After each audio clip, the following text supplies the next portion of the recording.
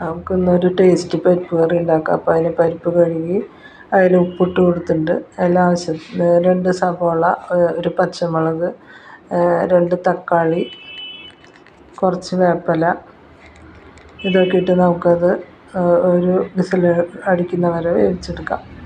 പിന്നെ ചട്ടി വെച്ച് 2 ടേബിൾ സ്പൂൺ വെളിച്ചെണ്ണ ഒഴിച്ച് ചൂടായി വന്നപ്പോൾ കടുക് ഇട്ട് കൊടുത്തിട്ടുണ്ട്.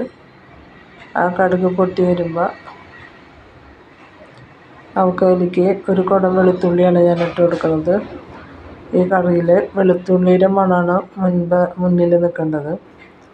അപ്പോൾ അത് ആയി വരട്ടെ. അപ്പോൾ ആയി വന്നപ്പോൾ ഞാനൊരു 15 ചുവന്നുള്ളി അരിഞ്ഞിട്ട് കൊടുത്തിട്ടുണ്ട്. രണ്ടും നന്നായി മൊരിഞ്ഞ് വരണം.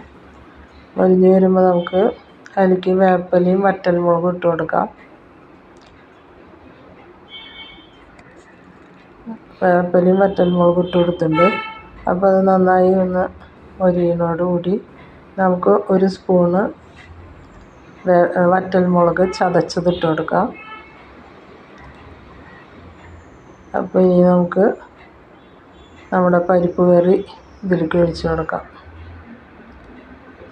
പരിപ്പ് കറി ഇതിലൊഴിച്ച് കൊടുത്ത് ഒരു 15 മിനിറ്റ് മൂടി വെച്ച് എടുത്തു കഴിഞ്ഞാൽ നമ്മുടെ ടേസ്റ്റിയായ പരിപ്പ് കറി റെഡിയായി. കുറച്ച് മല്ലിയിലയും കൂടി ഇട്ട് കൊടുത്ത്